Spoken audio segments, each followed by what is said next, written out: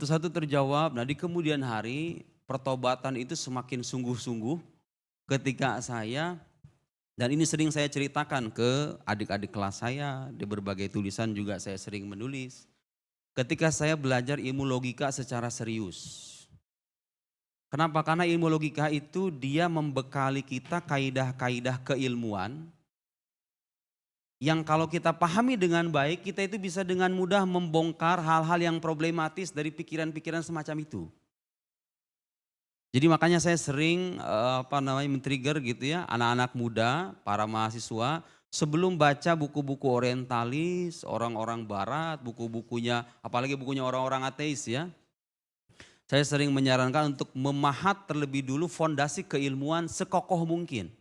Salah satu fondasi keilmuan yang paling penting itu ilmu logika. Makanya para sarjana muslim, para ulama muslim sering bilang ilmu logika itu madkhal likullil ulum. Itu pengantar bagi semua ilmu. Karena semua ilmu butuh metode berpikir.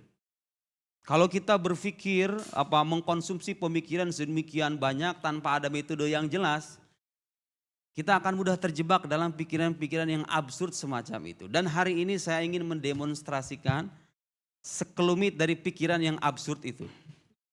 Ya, saya katakan pikiran absurd karena secara logis itu tidak bisa dipertanggungjawabkan. Kalau kita menggunakan analisis logis untuk mendiskusikan tema yang akan kita bahas pada kesempatan kali ini, akan terlihat di mana sih problematisnya. Jadi alhamdulillah yang dulunya saya kontra sama INSIS, sekarang diundang sama INSIS. Untuk membicarakan atau untuk mengcounter pikiran yang dulunya suka saya konsumsi. Ya itulah saya ingat salah satu ungkapan salah seorang ulama besar Al-Azhar, namanya Syekh Muhammad Al-Ghazali. Beliau seorang ulama yang sangat disegani di dunia Arab ya. Tulisan-tulisannya banyak dan sangat indah sekali. Beliau bilang gini, ini pesan untuk para mahasiswa ya. Analla akhsha 'alal insan alladhi yufakkir wa indal li'annahu sayaudu ilal haq. Walakinani akhsha 'alal insan alladhi la yufakkir wa in ihtada li'annahu karrish fi mahabbatir rih. Kata Syekh Muhammad Ghazali, saya itu tidak takut dengan orang yang terus-menerus berpikir, belajar maksudnya ya, mencari kebenaran, tidak fanatik. Kalau Anda di antara Anda ada yang merasa pikirannya sudah liberal begitu, saran saya jangan fanatik sama tokoh Anda. Anda terus belajar, karena saya dulu pernah ada di fase, dan saya tahu betul seperti apa rasa kagum, sensasi yang kita dapat kalau kita mengkonsumsi pikiran semacam itu. Karena saya pernah begitu. Kata Syekh Muhammad Ghazali, saya nggak takut dengan orang begitu.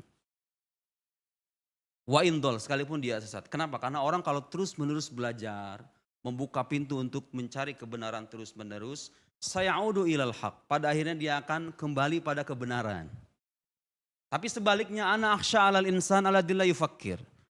Orang yang nggak mau mikir, nggak mau belajar, sudah fanatik, dikit-dikit kalau kata orang yang kontra dengan tokohnya dia nggak suka, ya sudah itu salah intinya. Dicari-cari pembenaran supaya menyalahkan padahal itu benar gitu loh.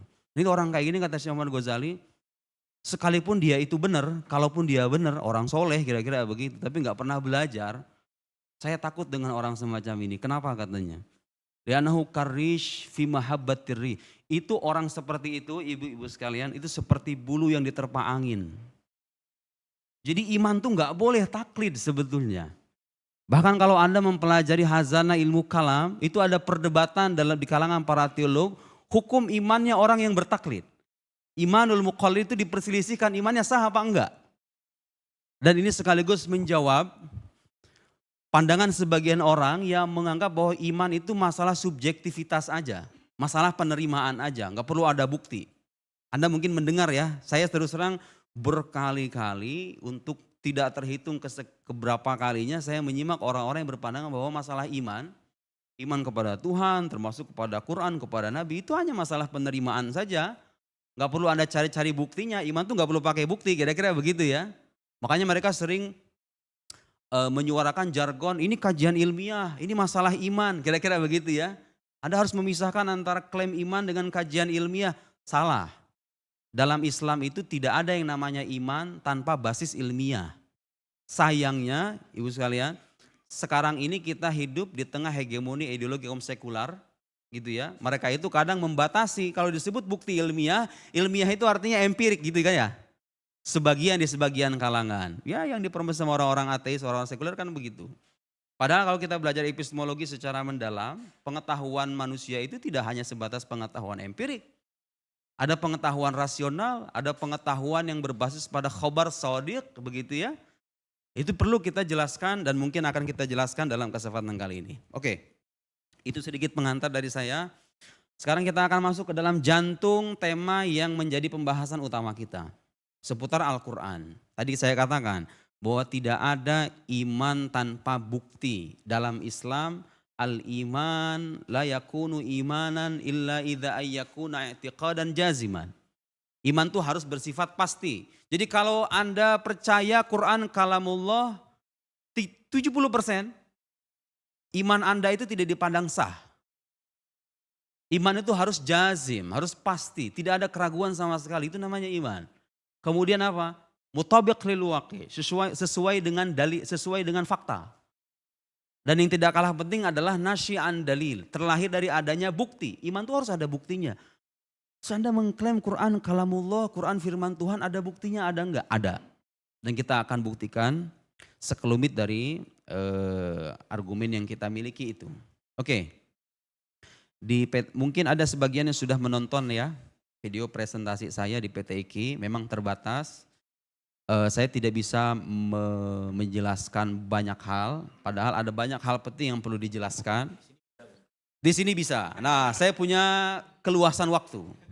Jadi siapkan konsentrasi Anda, kita akan bicara serius sekarang nih.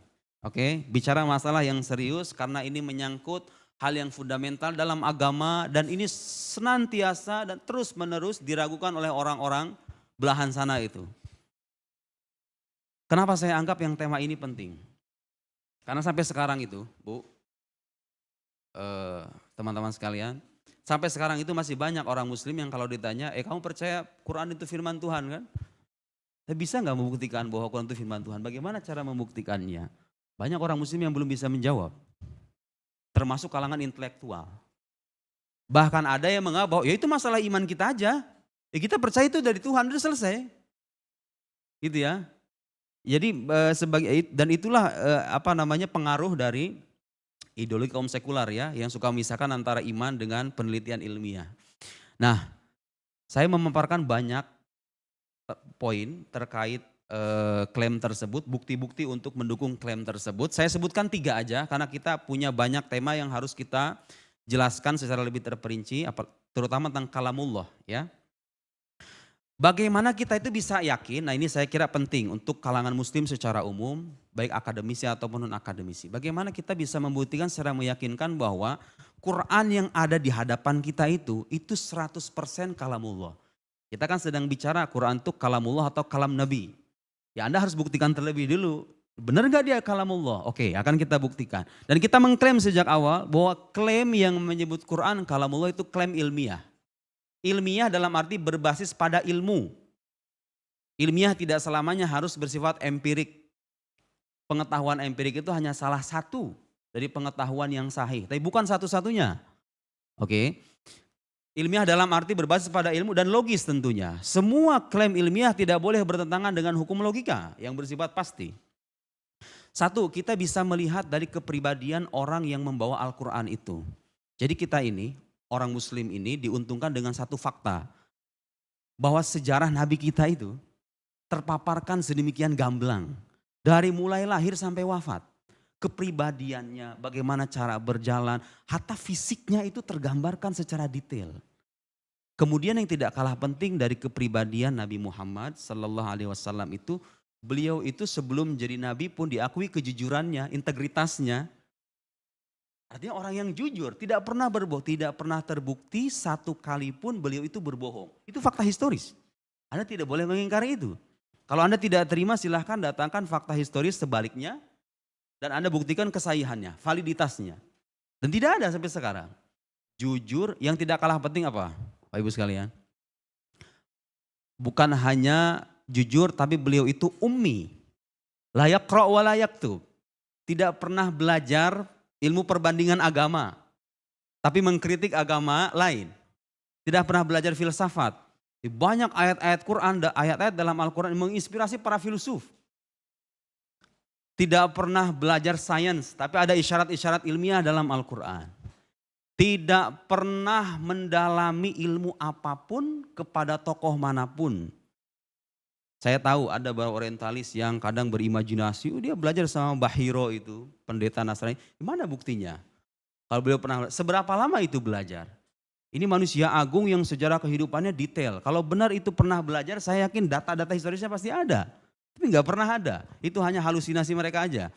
Tidak pernah belajar, tidak membaca, tidak menulis. Lalu datang, nih sekarang kita melakukan reasoning ya, khas para logikawan nih.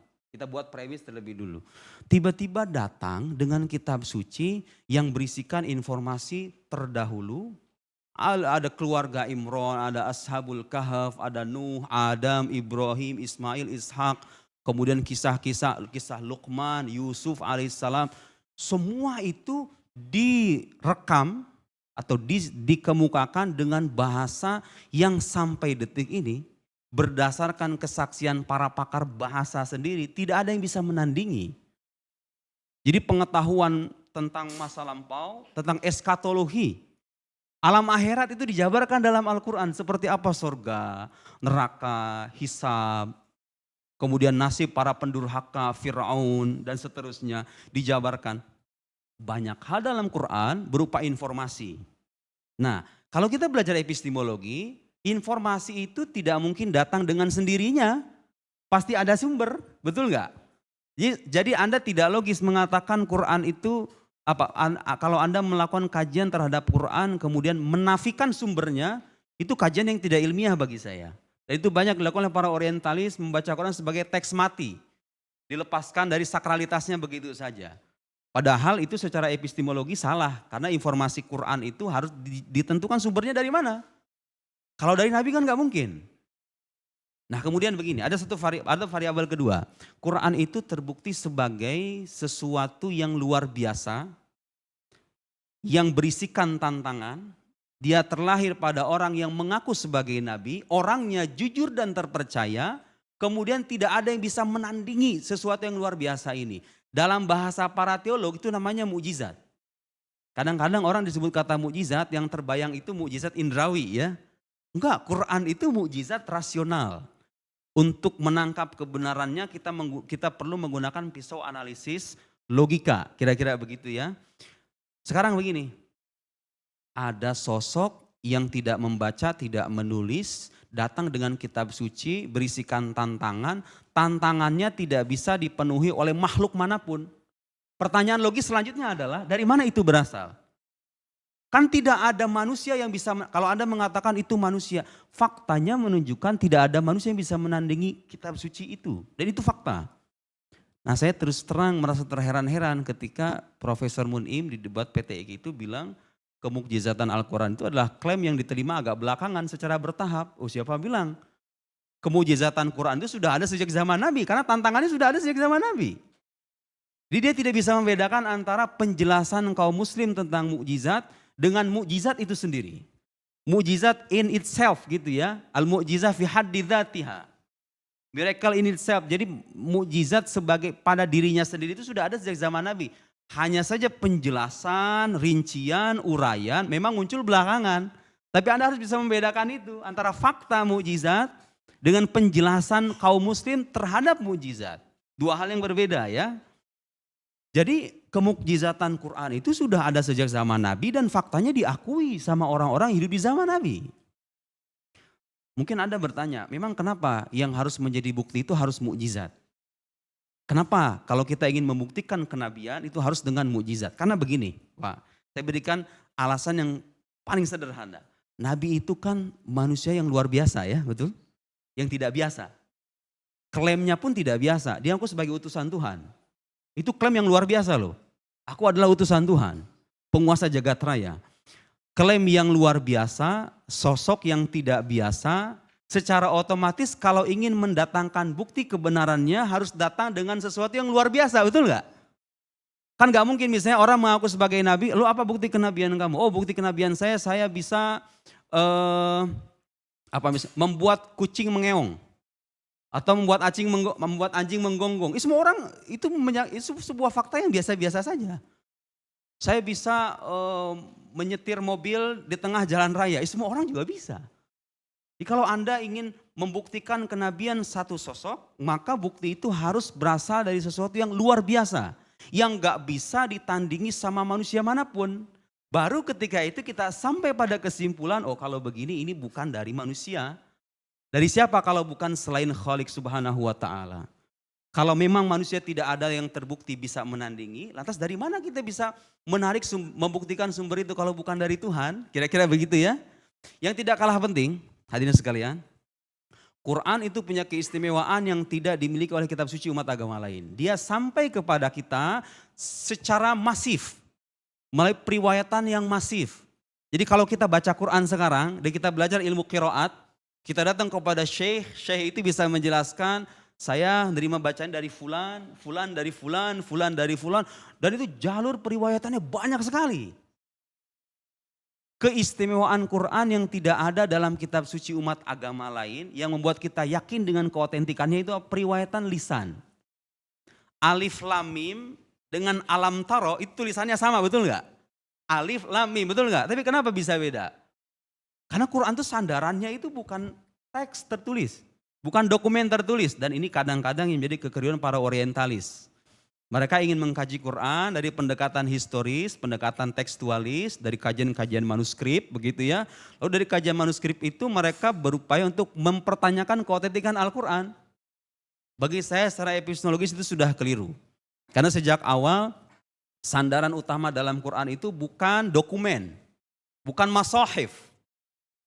Tapi talaqi, penerimaan langsung secara lisan. Dan karena itu cara bacanya pun diatur, betul tidak?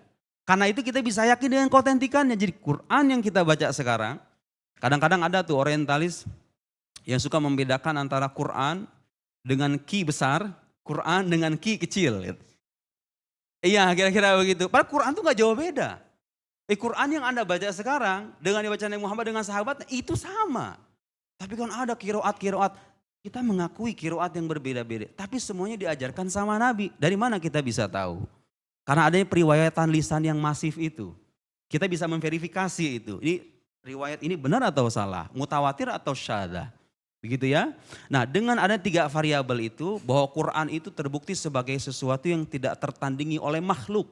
Maka kita bisa yakin sepenuhnya bahwa dia berasal dari Sang Khaliq. Allah Subhanahu wa ta'ala. Gitu ya.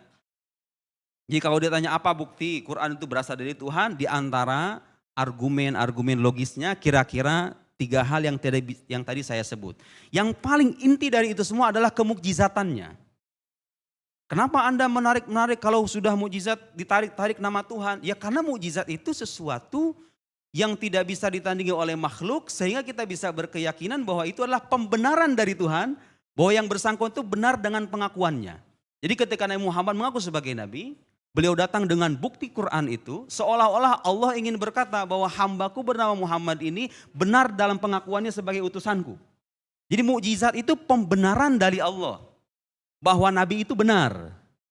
Karena itu nanti kita akan masuk ke dalam diskusi, kalau Quran dikatakan lafadznya berasal dari Nabi, seperti yang diklaim oleh sebagian orientalis dan termasuk Profesor Mun'im Siri itu, konsekuensinya dia nggak jadi mukjizat lagi. Karena mukjizat itu harus berupa pembenaran dari Tuhan, bukan sesuatu yang berasal dari selain Tuhan. Dalam hal ini Nabi, nggak bisa. Kalau begitu gugurlah sudah kemukjizatannya. Oke, saya kira itu alasan paling saya ingin loncat ke dalam diskusi yang lebih subtil lagi. Oke, itu saya kira bisa menjadikan bekal, ya paling tidak bekal minimal ya untuk setiap Muslim yang masih mengira bahwa ini hanyalah dogma, itu salah.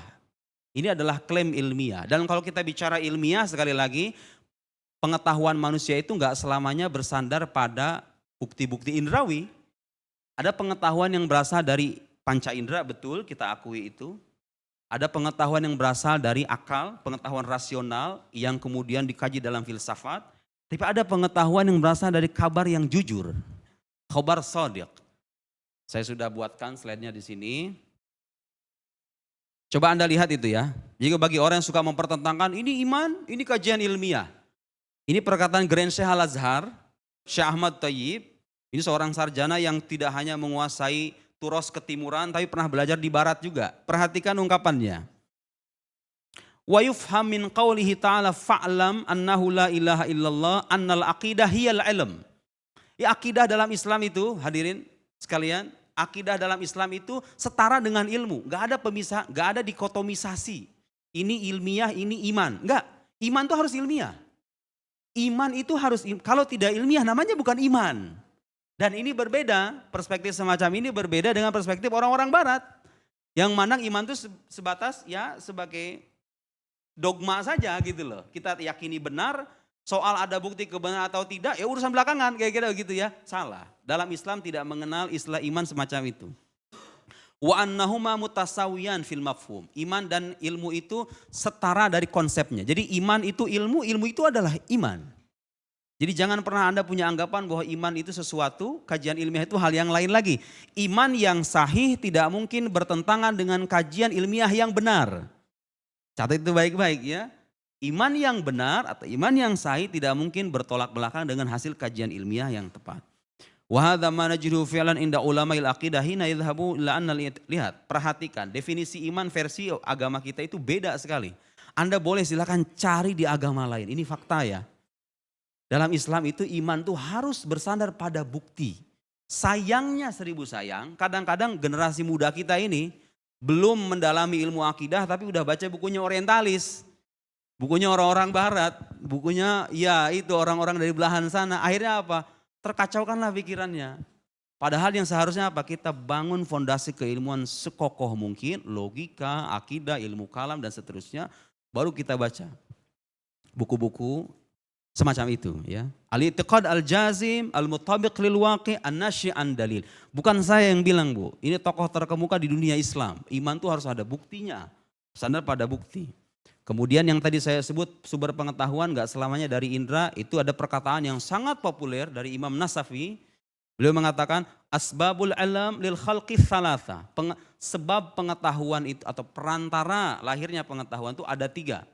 1, pengetahuan indrawi, al-his atau al-hawasus salima. Kedua, al-khobar sodik. Khobar sodik ini dari mana? Informasi yang jujur itu maksudnya apa? Ada 2 macam. Ada informasi yang datang berasal dari orang yang terbukti sebagai nabi, yang terkokohkan kenabiannya dengan mukjizat. Itu khobar sodik. Nabi kan gak mungkin bohong, karena dia kan dari Tuhan. Masa Tuhan berbohong? Kira-kira begitu ya. Jadi kalau seseorang sudah terbukti secara meyakinkan bahwa dia adalah seorang nabi, dia gak mungkin berbohong. Dan karena itu konsekuensi logisnya kita harus benarkan semua perkataannya. Ini penjelasan ilmiah dalam epistemologi. Ya, kemudian ada pengetahuan rasional. Nah, ini sebetulnya kalau kita elaborasi lebih dalam bisa jadi satu seminar tersendiri. Dari mana maksudnya? Sekarang itu banyak orang-orang yang suka mempertentangkan antara agama, filsafat, kemudian sains gitu ya. An-Nasafi berabad-abad yang lalu sudah bilang, pengetahuan saintifik yang diwakili oleh pengetahuan indrawi, pengetahuan rasional yang diwakili oleh filsafat, pengetahuan yang berbasis pada khobar sodik yang diwakili oleh agama, itu semuanya sah. Yang bersifat pasti dari semua pengetahuan gak mungkin saling bertentangan. Pertentangan itu hanya mungkin terjadi pada hal-hal yang sifatnya partikular, dhonniyat, yang kebenarannya masih bersifat sangkaan.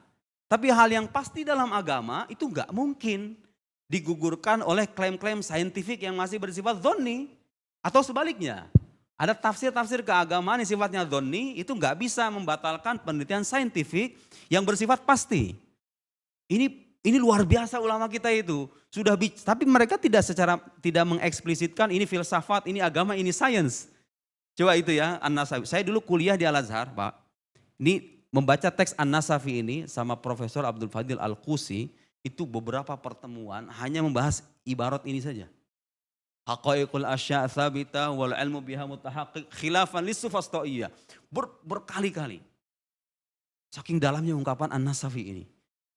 Sampai-sampai ada yang bilang hadhil ibarah kada antakuna wahyan. Hampir menjadi wahyu katanya. Saking dalamnya. Saking dalamnya An-Nasafi. Oke, kita gak punya banyak waktu tapi nanti kita bisa diskusi ya. Oke, saya ingin masuk ke dalam persoalan yang inti yang akan menjadi fokus utama diskusi kita kali ini. Ini yang gak sempat saya paparkan di presentasi diskusi kemarin ya. Kita ini sedang bicara Quran itu kalam Allah atau kalam Nabi. Atau bisa nggak Quran dikatakan sebagai kalam Allah sekaligus kalam Nabi. Sebagai seorang sarjana, seorang akademisi, kita perlu teliti dalam menggunakan istilah. Kita harus sepakat itu ya. Nah sayangnya, saya itu membaca tulisannya Profesor Muni'im Sirri, menyimak pemaparannya selama sekian menit itu, saya tidak menemukan dan Anda pun tidak menemukan penjelasan sedikit pun. Anda mengatakan Quran, kalam Tuhan, kalam Nabi, kalam itu maknanya apa sih sebetulnya? Betul nggak? Saya kira ini tuntutan akademis ya. Kita ini mau debat apapun, kita harus bisa mengklirkan terlebih dulu. Terminologi yang mau kita gunakan itu maknanya apa? Dan itu yang menjadi alasan kenapa kita sering terjebak pada debat kusir. Karena nggak jelas Anda memaksudkan ini begini, saya beda gitu loh. Percuma saja kita berdebat. Dan kita juga bagaimana kita bisa menguji kesahihan klaimnya kalau definisinya saja tidak dia kemukakan sama sekali, kira-kira begitu. Kayak orang misalnya pengen mengharamkan filsafat, filsafat itu haram bagi saya. Tapi filsafat dalam bayangan dia itu Bertrand Russell ya, kemudian apa, siapa lagi yang ateis-ateis itu, Heidegger, kemudian orang-orang dalam bayangan dia. Filsafat itu haram, ya karena dia punya asumsi filsafat itu begitu. Ya padahal nggak begitu filsafat itu.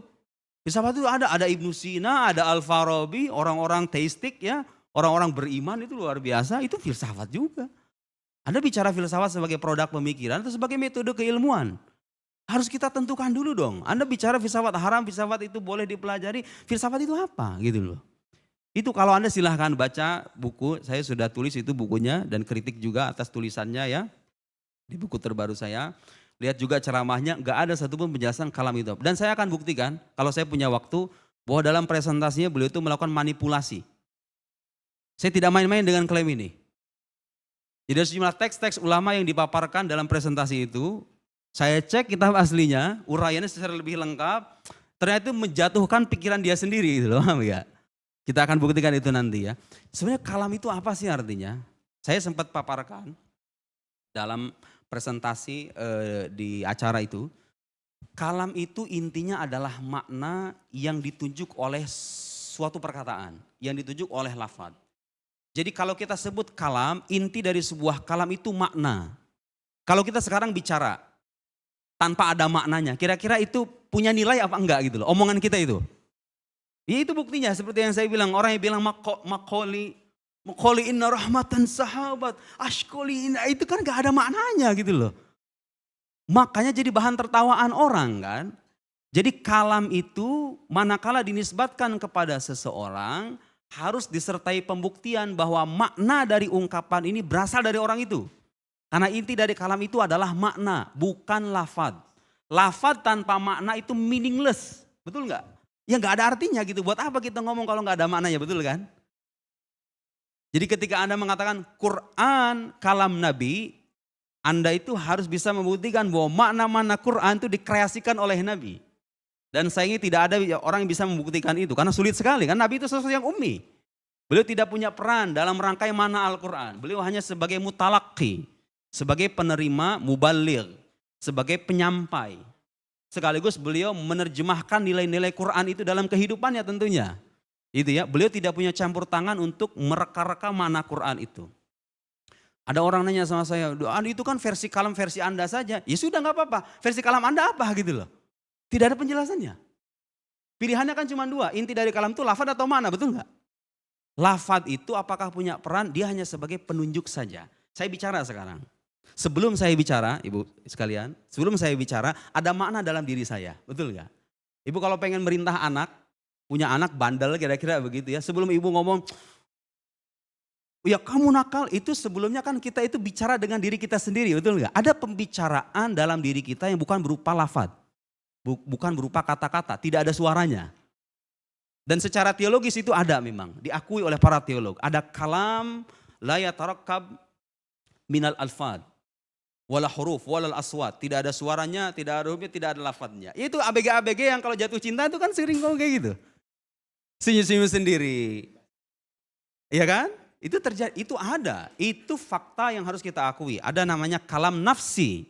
Nah sekarang kita akan masuk ke dalam diskusi yang agak sedikit serius ya. kalau disebut kata Quran dalam teologi Islam, kadang Quran itu menunjuk pada kalam nafsinya Allah sebagai sifat yang qadim, yang tidak berupa lafaz itu, kadang menunjuk pada apa yang ada di hadapan kita.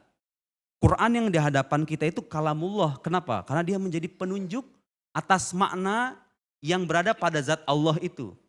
Karena dia menjadi penunjuk atas makna yang berada pada zat Allah, maka dia tidak bisa disebutkan kepada selain Allah. Dia hanya bisa sebagai kalamullah, bukan kalam Nabi. Oke? Dari mana Anda mendapatkan itu? Lihat uraian Taftazani. Taftazani seorang teolog Sunni terkemuka, karyanya dibaca secara luas, dijadikan diktat di kuliah Al-Azhar. Di pasca sarjana saya dulu belajar ini, 5 jilid Bu. Kita punya karya hazanah keilmuan dalam teologi yang begitu luar biasa. Lihat. La khilaf li arbabil milal wal madzahib fi kaunil bari ta'ala mutakalliman. Gak ada perselisihan di kalangan umat beragama bahwa Allah itu berbicara. Wa innamal khilaf fi ma'na kalamihi wa fi qidamihi wa huduthi. Fa inda ahlil haq. Menurut mazhab ahlul haq, ahlus sunnah maksudnya. Kalamuhu laisa min jinsil aswat. Kalam Tuhan itu tidak berupa suara wal huruf bal sifah azaliyah qaimah bidzatillahi ta'ala munafiyah lisukut wal afat. Sifat kalam Allah yang hakiki itu adalah sifat yang berada pada zat Allah.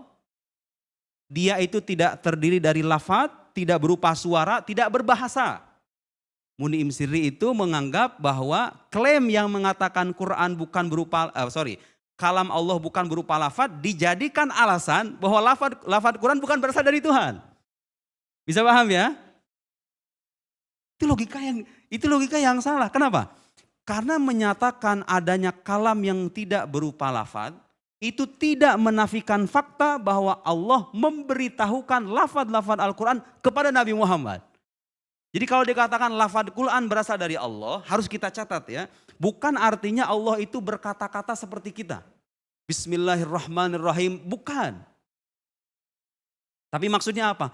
Kalau dikatakan lafaz Quran berasal dari Allah, artinya Allah memberitahukan lafaz Al-Quran kepada Nabi Muhammad melalui perantara malaikat antara lain.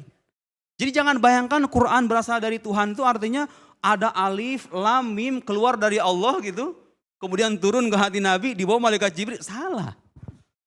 Yang benar memang kita mengakui adanya kalam Tuhan yang tidak berupa lafaz itu. Tapi itu tidak menafikan bahwa Allah itu memberitahukan lafaz-lafaz Al-Quran.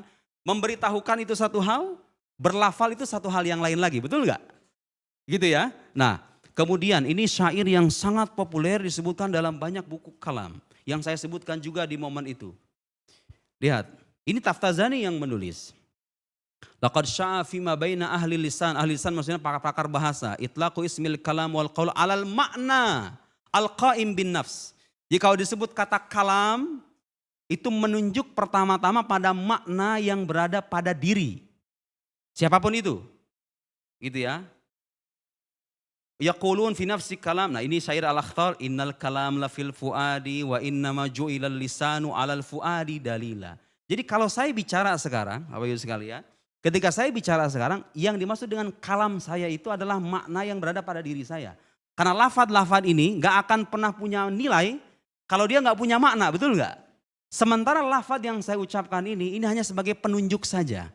Dia tetap dinisbatkan kepada saya. Bukan kepada yang lain. Karena maknanya berasal dari saya. Betul gak? Nah kalau kita mengatakan Quran kalam Nabi. Itu pembuktiannya serius. Anda harus bisa membuktikan bahwa Nabi lah yang merangkai mana-mana Quran itu. Sementara gak ada buktinya. Itu ya. Nah, itu salah. Jadi dengan mengatakan Quran kalam. Dan kita akan lihat nanti di mana sisi problematisnya. Masih banyak teks-teks para teolog. Nih lihat. Perkataan Al-Jurjani. Ini menyelesaikan konflik antara Ahlus Sunnah dengan Mu'tazilah. Mungkin ada yang tahu Mu'tazilah itu dulu pernah punya kontroversi seputar Quran kalamullah sebagai makhluk. Ya. Nah, sebagian orang salah paham, orang Sunni sendiri kadang salah paham. Mu'tazilah itu, Bapak Ibu sekalian, ketika mengatakan Quran makhluk, Quran yang mereka maksud itu bukan Quran sebagai kalam nafsi itu. Tapi Quran sebagai sebuah rangkaian lafaz. Huruf-huruf dan suara yang kita baca itu yang mereka maksud sebagai kalam yang makhluk itu. Bedanya dengan kaum Sunni, Mu'tazilah itu tidak mengakui adanya kalam nafsi itu. Yang berupa makna pada zat Allah yang qadim itu. Bagi mereka kalam Allah itu ya sudah berupa huruf-huruf dan lafaz-lafaz itu saja yang Allah ciptakan. Di Lauhil Mahfuz, kemudian diterima malaikat Jibril, turunkan kepada Nabi Muhammad. Selesai. Tidak ada namanya kalam nafsi. Karena itu sejujurnya kaum Sunni dan Mu'tazilah itu punya titik sepakat. Lihat perkataan Al-Jurjani. Ini kita ngaji ya. Ngaji tapi intelek gitu loh. Bukan sebagai mubalig aja. Saya sering dibilang mubalig. Kita ngaji secara intelek. Ini kitab teolog. Ini yang saya paparkan bukan kitab akidah yang hanya memaparkan sifat 20 mustahil 20.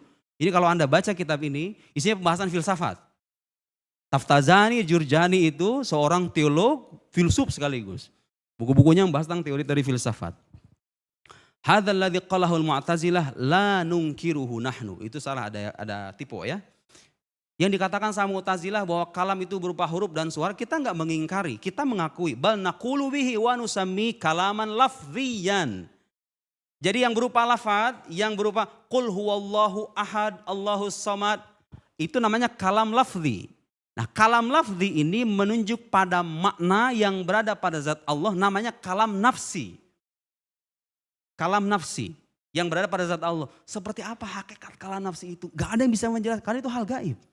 Tapi yang jelas ada kalam yang bukan berupa lafaz. Dan kita juga mengakui itu kan dalam kehidupan sehari-hari gitu ya. Lakinna nuthbit amran wara', tapi kita menetapkan sesuatu di balik itu, di balik kalam lafzi itu. Apa? Al-ma'na al-qa'im bin nafs. Makna yang berada pada jiwa, pada diri. Jadi kalam itu intinya mana? Lafaz itu hanya sebagai penunjuk. Al-Baidawi, seorang teolog, filosof juga, mufassir juga. Punya kitab tafsir ya. Wa kalamuhu laysa biharfin wala sautin. Kalam Allah itu bukan berupa huruf, bukan suara. Yaqumani bidzatihi ta'ala khilafan lil hanabilah wal karamiyah. Au bi ghairi khilafan lil Mu'tazilah. Bal huwa, lihat, al-ma'na al-qa'im bin nafs. Jadi dimaksud dengan kalam itu adalah makna yang berada pada diri, pada satu sosok. Oke, sekarang kalau Anda sepakat dengan pengertian yang kita paparkan melalui penjelasan para teolog itu, maka Anda bisa tahu di mana sisi problematis klaim yang mengatakan Quran kalam Tuhan dan kalam Nabi. Klaim tersebut kalau kita analisis secara lebih mendalam akan menjatuhkan kita pada kontradiksi. Kenapa? Kalau kita katakan Quran kalam Allah, itu artinya kita secara tidak langsung kita mengakui bahwa semua makna Quran itu berasal dari Allah. Tapi di saat kita mengatakan Quran kalam Nabi, kita juga mengakui makna Quran berasal dari Nabi. Pertanyaannya mungkin gak sih antara kita dalam kehidupan sehari-hari ini, contoh sederhana ya. Saya sering memberikan permisalan ini. Saya memberikan pesan kepada, nama sampean siapa? Syam'un.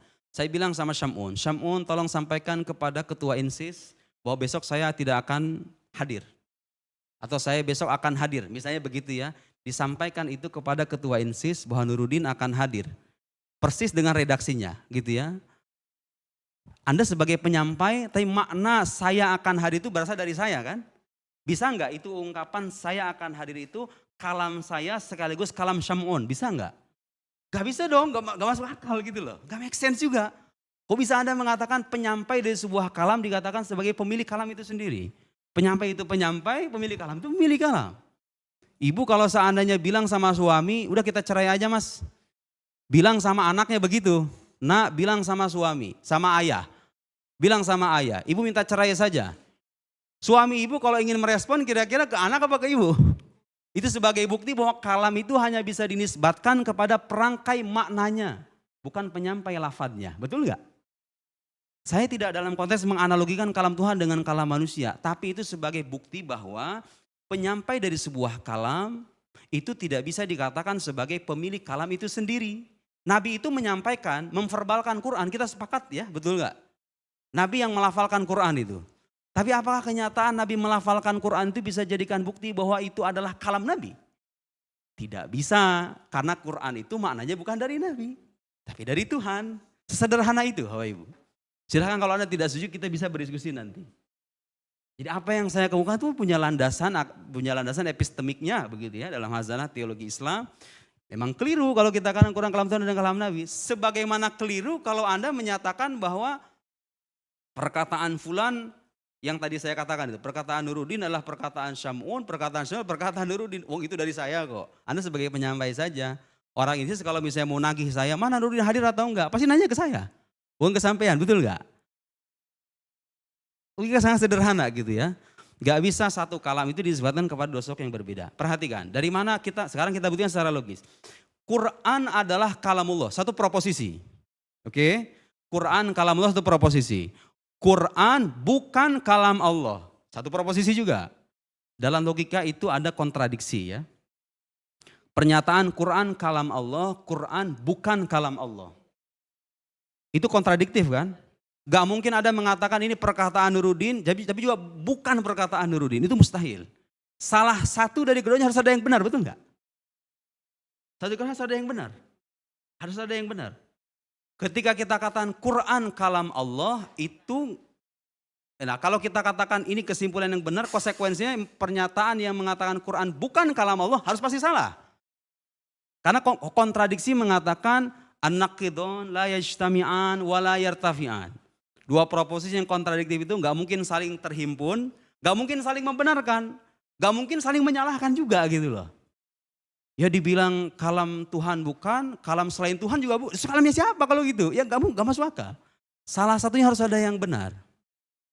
Itu hukum kontradiksi yang mengatakan. Masalahnya ketika Anda mengatakan Quran kalam Nabi, Nabi itu kan bukan Tuhan, betul nggak? Iya, ya kan? Bukan Tuhan. Jadi ketika mengatakan Quran kalam Nabi, itu pernyataan Quran kalam Nabi itu secara tidak sadar sebetulnya itu menjurus pada pernyataan Quran bukan kalam Tuhan. Karena Nabi itu bukan Tuhan. Bisa dipahami nggak? Saya menjelaskan logika semacam ini, banyak orang protes sama saya. Protesnya itu apa katanya? Oh Anda itu nggak paham either or fallacy.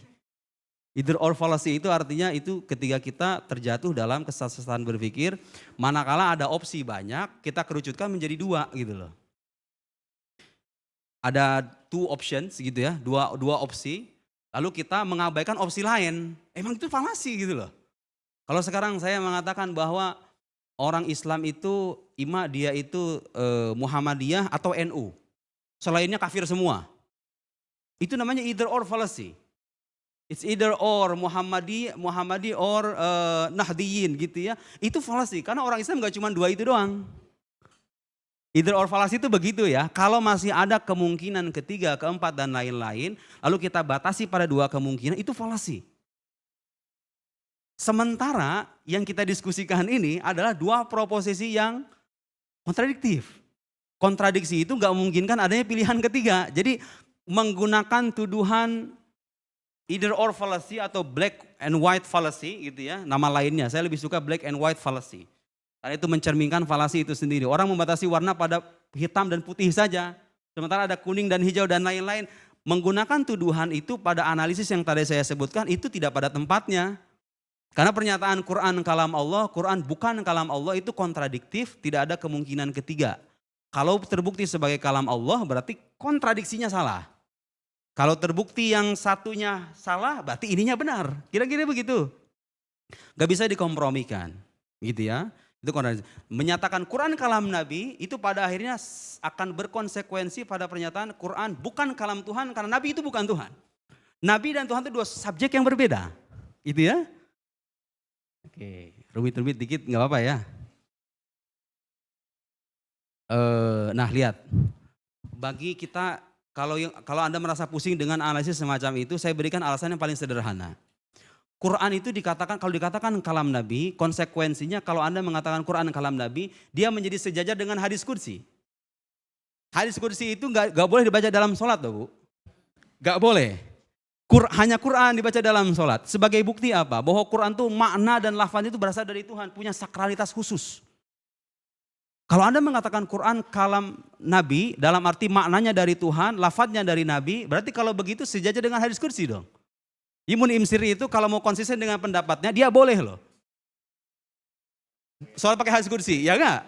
Karena setara dengan Quran kan sama-sama katanya maknanya dari Tuhan, tapi lafadznya dari Nabi. Ya kan konsekuensinya begitu. Kemudian kalau ikuti logikanya dia, hadis qudsi itu enggak boleh dipegang dalam keadaan berhadas. Boleh dipegang dalam keadaan berhadas. Quran tuh enggak bisa. Karena ada ketentuan hadisnya juga dari Nabi. Itu indikator kuat bahwa lafaz Quran itu bukan dari Nabi. Dia punya sakralitas khusus karena dia berasal dari Tuhan langsung. Ingat, saya mengatakan berasal dari Tuhan bukan berarti Tuhan itu berbahasa Arab. Bukan berarti Tuhan itu melafalkan seperti manusia punya lisan begini. Enggak. Kalam Allah itu tidak seperti yang kita bayangkan. Tapi itu tidak menafikan bahwa Allah memberitahukan, wahai Muhammad, inilah bunyi Al-Fatihah. Kira-kira bayangannya begitulah. Bismillahirrahmanirrahim. Itu dari Allah lafadznya, bukan dari Nabi. Nabi nggak punya campur tangan. Hadis kursi boleh diwakilkan dengan makna, Quran nggak boleh.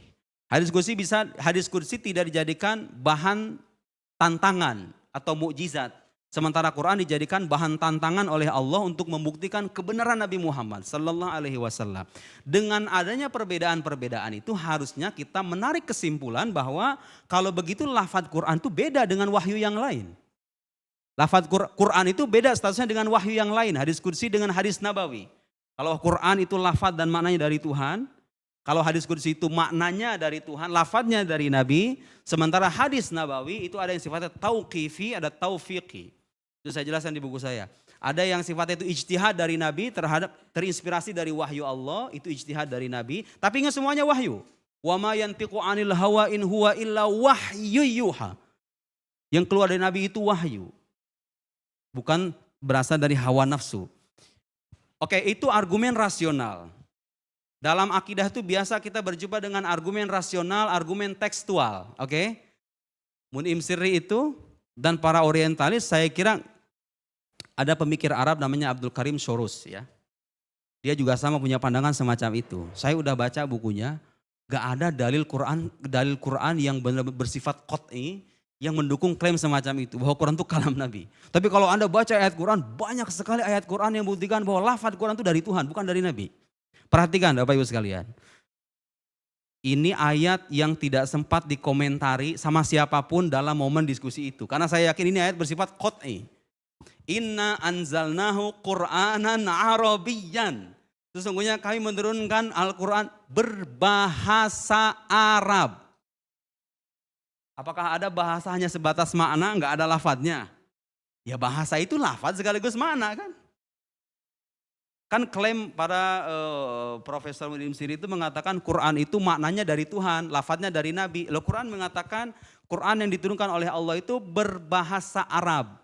Kalau berbahasa Arab berarti ada lafadznya dong. Lafadz dan makna sekaligus, jelas itu.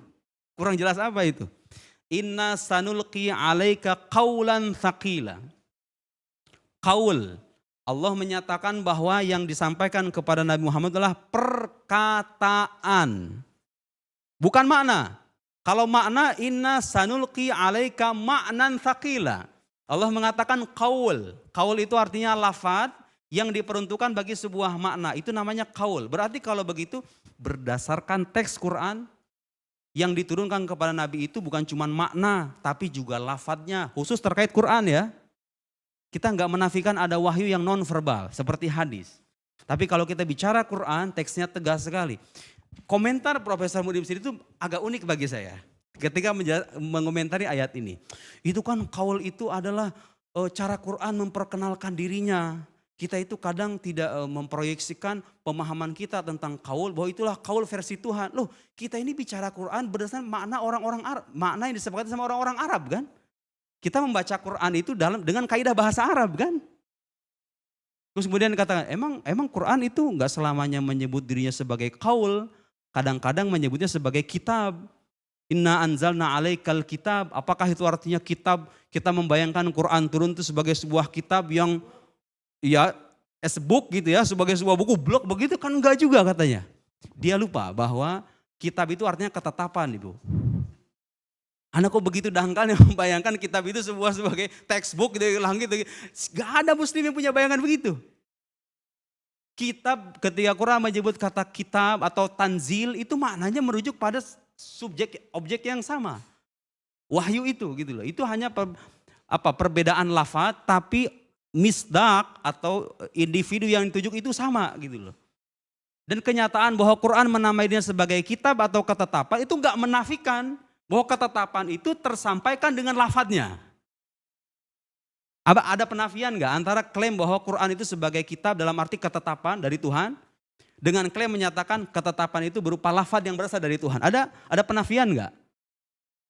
Apa masalahnya gitu? Memang kita mengakui Quran sebagai kitab dalam arti ketetapan, tapi ketetapan itu tersampaikan oleh malaikat Jibril dengan lafadznya. Oke?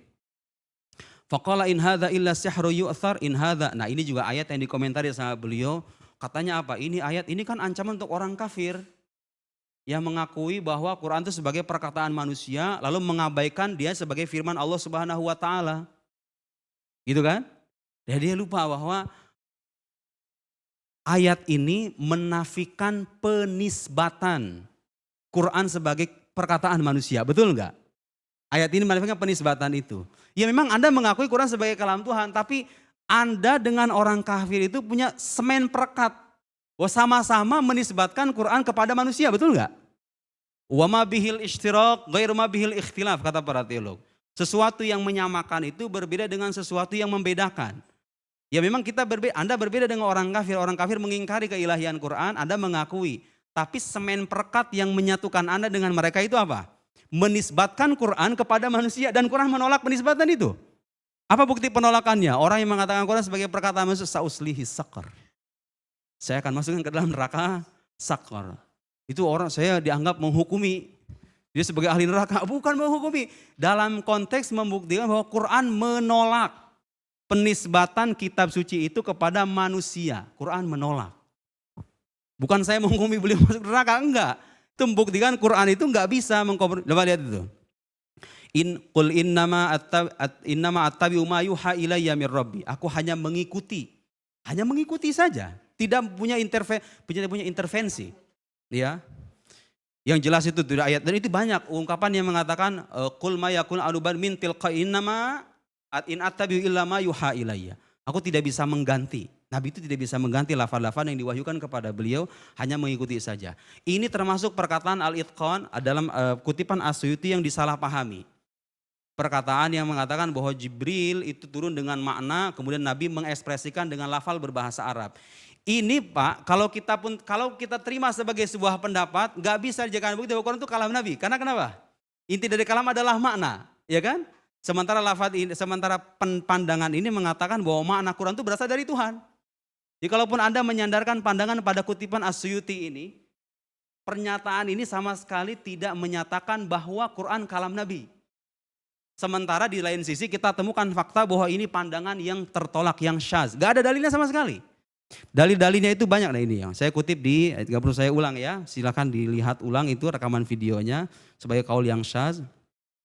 Nah saya katakan di antara argumen saya yang mengatakan bahwa kalau Quran itu lafadznya dari Nabi, maka itu berkonsekuensi pada pembatalan mukjizat Al-Quran. Itu bukan perkataan saya. Lihat. Ini perkataan seorang ahli tafsir dari Al-Azhar, lihat itu, mafsadatan kabirotan tatarat taban ala da'wa nuzul ma'al Quran duna lafzihi. Dua kecacatan, konsekuensi gitu ya, dua konsekuensi cacat kalau kita terima klaim bahwa Quran itu maknanya saja yang turun, lafaznya dari Nabi. Itsbatut tanaqud fil Quran, ngakui ada kontradiksi dalam Al-Quran. Kemudian apalagi? Nafyu kaunil Quran mu'ajizan. Menafikan status Quran sebagai kalam yang mukjiz, menafikan kemukjizatannya. Kalau kita katakan maknanya dari Tuhan, lafadznya dari Nabi. Gitu ya. Baik, secepat aja kayak waktunya. Lihat.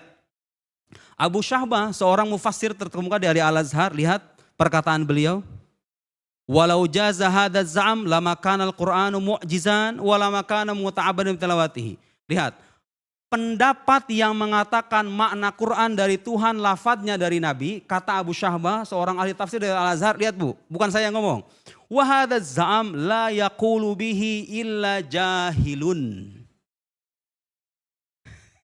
Jadi klaim yang semacam itu, yang mengatakan Quran maknanya dari Tuhan, lafadznya dari Nabi, seperti yang dipromosikan oleh Profesor Mun'im Siri itu, tidak mungkin diucapkan kecuali oleh seorang, itu.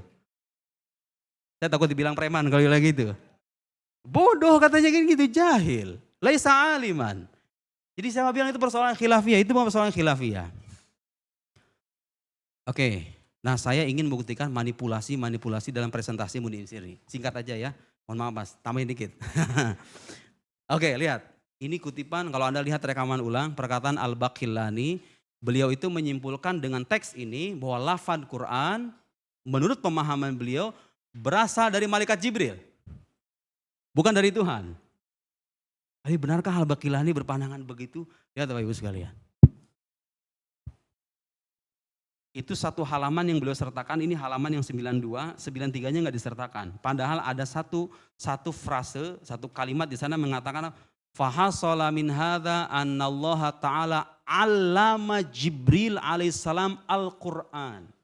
Dari sini bisa disimpulkan, kata Al-Baqillani, bahwa Allah mengajarkan Al-Quran kepada malaikat Jibril.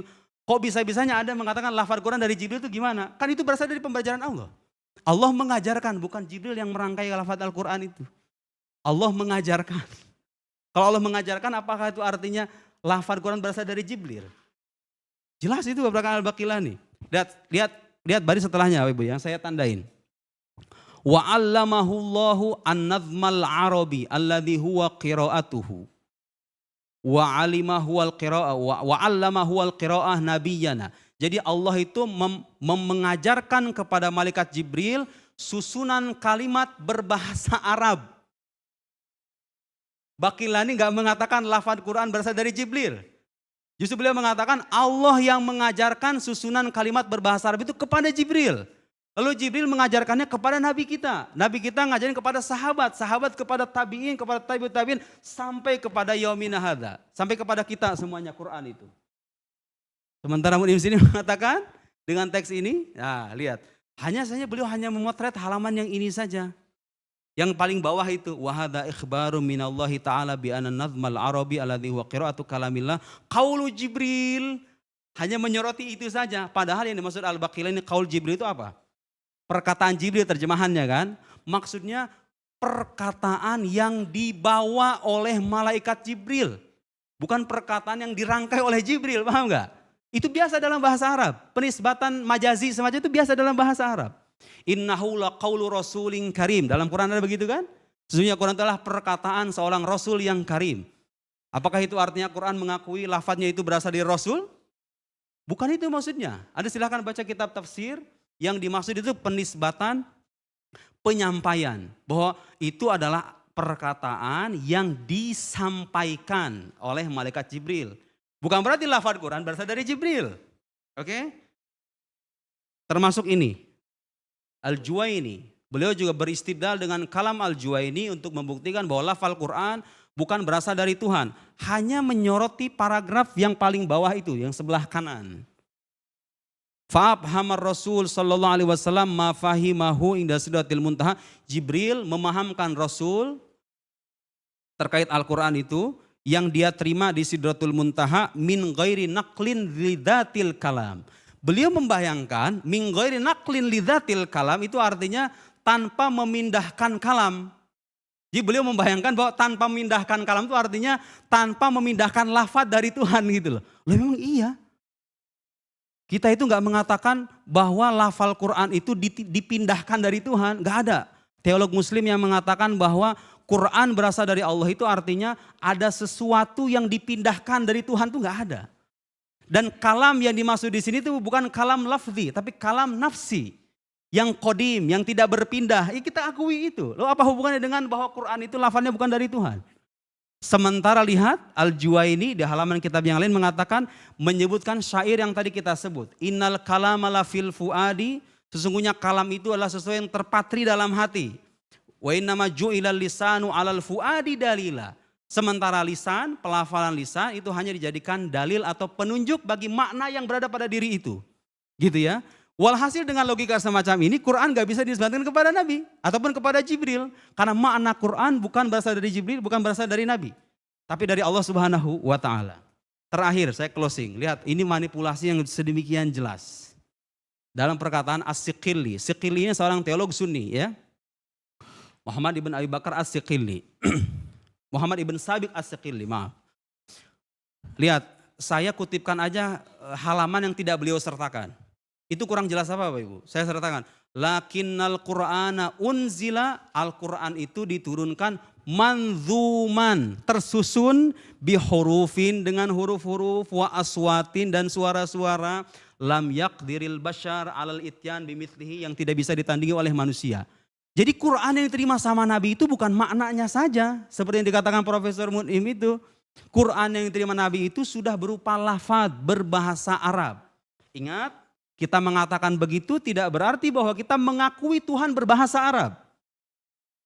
Kita mengatakan kalam Tuhan tidak berbahasa. Lu maknanya apa lafal Quran dari Tuhan? Maknanya lafal-lafal Quran itu diberitahukan oleh Tuhan kepada Nabi Muhammad sallallahu alaihi wasallam.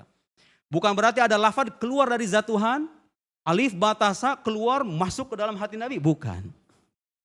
Sementara beliau hanya memfokuskan pada kutipan ini saja. Itu pun kalau kita terima kutipan ini, tidak ada satupun teks ataupun paragraf yang mengatakan lafal Quran dari Jibril. Lihat. Ini terlalu panjang kalau saya uraikan. Lihat ini, saya soroti yang lebih intinya saja ya, yang sebelah sini, sebelah kanan. Wa ma arsalna mir rasulin illa bilisani qaumihi liyubayyina lahum fayuaddi ila Musa ma sami'a bil ibraniyah wa ila Isa. Jadi kata As-Siqili, Jibril itu mengilhamkan atau memberitahukan wahyu kepada Nabi Musa dengan bahasa Ibrani. Kepada Nabi Isa dengan bahasa Suryani. Itu bahasa Suryani bukan seperti yang kita ini sekarang, bukan ya, beda cerita itu. Bukan makoli itu. Wa ila Muhammad, lihat. Wa ila Muhammad bil Arabiyyah. Jibril mewahyukan Al-Quran kepada Nabi Muhammad bil Arabiyyah. Dari mana itu yang beliau dapatkan Arabiyyah itu? Bahwa Quran berbahasa Arab, dari mana beliau? Allah mengajarinya. Dan Allah mengajari itu bukan berarti Allah melafalkan seperti hanya manusia gitu ya. Sementara beliau menjadikan teks As-Siqili ini untuk menyimpulkan bahwa lafal Quran berasal dari Jibril. Oh, itu manipulasi jelas. Anda kalau bicara teks ulama sertakan sebagaimana adanya.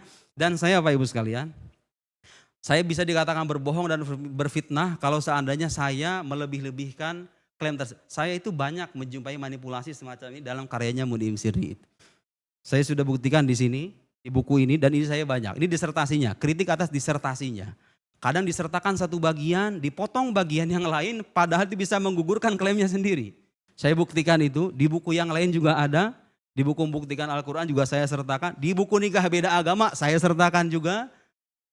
Penggal satu bagian, bisa mendukung klaimnya, disorot, ditinggalkan bagian yang lain seolah-olah ulama itu sesuai dengan pendapatnya. Anda buktikan sekarang.